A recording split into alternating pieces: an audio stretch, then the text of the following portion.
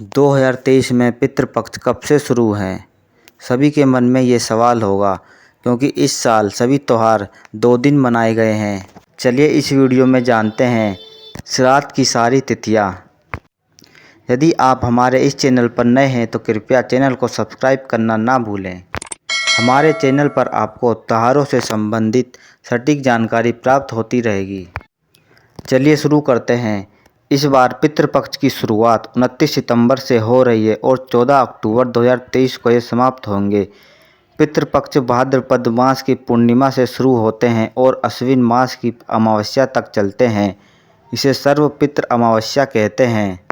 अधिक मास की वजह से इस साल सावन 2 महीने का है। इसकी वजह से सभी व्रत त्योहार 12 से 15 दिन देरी से पड़ेंगे। आमतौर पर पितृपक्ष सितंबर में समाप्त हो जाते हैं, लेकिन इस साल पितृपक्ष सितंबर के आखिरी में शुरू होंगे और अक्टूबर के मध्य तक चलेंगे। हम आपको बता दें कि अश्विन माह के कृष्ण पक्ष को पितृपक्ष कहते हैं। इसे श्राद्ध पक्ष भी कहा जाता है। पितरों की आत्मा की शांति के लिए पितृपक्ष का समय बहुत विशेष माना जाता है।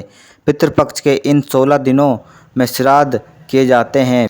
पितृपक्ष में पितरों को तृप्त करने के लिए प्रयास किए जाते हैं। इसके लिए इन दिनों तर्पण, पिंडदान और श्राद्ध करने की परंपरा है। धार्मिक मान्यताओं के अनुसार पितृपक्ष में किए गए इन कार्यों से पितृदोष दूर होते हैं और परिवार में सुख शांति और खुशहाली आती है।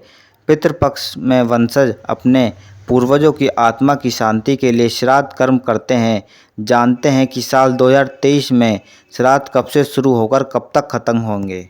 पितृपक्ष 2023 में एक बात ध्यान रखें कि पितृपक्ष में जो व्यक्ति अपने पूर्वजों को याद करता है और पूर्वजों के नाम से श्राद्ध करता है तो उसके बड़े से बड़े दुख और कलेश दूर होने लगते हैं। पितरों की आत्माओं में इतनी शक्ति होती है कि वह व्यक्ति के बड़े से बड़े कष्टों का निवारण कर सकते हैं। पितृपक्ष में पितरों को भोजन कराने से यदि मित्र प्रसन्न हो जाते हैं तो सभी तरीके से गृह दोष संबंधी मुसीबतें भी टल जाती हैं। इसलिए जातक को इन दिनों में विशेष सावधानियां के साथ अपने पूर्वजों को प्रसन्न करना चाहिए। चलिए जानते हैं 2023 में पितृपक्ष की तिथियां। क्या है पितृपक्ष का इतिहास? चलिए जानते हैं एक कथा के माध्यम से।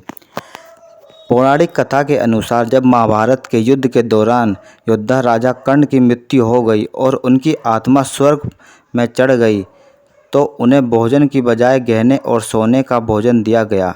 यह महसूस करते हुए कि वे इन वस्तुओं पर खुद को बनाए नहीं रख सकता है, उन्होंने स्वर्ग के स्वामी इंद्र को संबोधित किया और उनसे पूछा कि उन्हें असली भोजन क्यों नहीं मिल रहा है। भगवान इंद्र ने तब उन्हें बताया कि क्योंकि उन्होंने इन वस्तुओं को अपने पूरे जीवन में दान के रूप में नहीं दिया था, लेकिन अपने पूर्वजों को कभी भी भोजन दान नहीं किया। जिस पर कर्ण ने उत्तर दिया कि वह अपने पूर्वजों से अवगत नहीं था। इस तर्क को सुनकर इंद्र 15 दिन की अवधि के लिए कर्ण को पृथ्वी पर वापस जाने के लिए सहमत हो जाते हैं। वे अपने पूर्वज की स्मृति में भोजन बना सकें और दान कर सकें। समय की अवधि जिसे अब पितृपक्ष के रूप में जाना जाता है। इसी दौरान श्राद्ध का अनुष्ठान किया जाता है। इस अनुष्ठान की यह विशेषता व्यक्ति से दूसरे व्यक्ति से भिन्न हो सकती है, लेकिन आमतौर पर यह 3 घटकों को जोड़ती है। पहला हिस्सा पिंडदान है। पूर्वजों को पिंडा का प्रसाद। पिंडा चावल की गेंदें हैं जो आमतौर पर बकरी के दूध, घी, चीनी, चावल, शहद और कभी-कभी जौ से बनती हैं। समारोह का दूसरा भाग तर्पण, कुसा घास, जो आटा और काले तिल के साथ मिश्रित जल का चढ़ावा है। समारोह का अंतिम हिस्सा ब्राह्मणों को खिलाया जाता है। यह ब्राह्मण पुजारियों को भोजन दे रहा है। साथ ही इस समय के दौरान पवित्र शास्त्र से पढ़ना शुभ माना जाता है। हालांकि कुछ चीज़ें ऐसी भी हैं जिन्हें पितृपक्ष के दौरान करने से बचना चाहिए। प्रतिभागियों को नए प्रयासों में संलग्न होने से बचने के लिए माना जाता है। मांसाहारी खाद्य पदार्थ खाना, शेविंग या बाल काटने, प्याज लहसुन खाना एवं जंक फूड खाने से बचना चाहिए। चलिए आप सभी के मन में कुछ ना कुछ सवाल होंगे, किस दिन करें पूर्वजों का श्राद्ध? वैसे तो प्रत्येक मास की अमावस्या को पितरों की शांति के लिए पिंडदान एवं श्राद्ध कर्म किए जा सकते हैं, परंतु पितृपक्ष में श्राद्ध करने का महत्व अधिक माना जाता है। पितृपक्ष में किस दिन पूर्वजों को श्राद्ध करें, इसके लिए शास्त्र समस्त विचार यह है कि जिस पूर्वज पितृ या परिवार के मृत सदस्य के परलोक गमन की तिथि याद हो तो उस पितृ के पक्ष पर पड़ने वाली उक्त तिथि को ही उनका श्राद्ध करना चाहिए।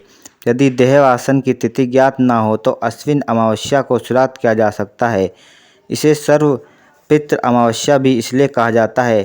समय से पहले यानी जिन परिजनों की किसी दुर्घटना अथवा सुसाइड आदि से अकाल मृत्यु हुई हो तो उनका श्राद्ध चतुर्थी तिथि को किया जाता है। पिता के लिए अष्टमी को तथा माता के लिए नवमी तिथि का श्राद्ध करने के लिए उपयुक्त मानी जाती हैं।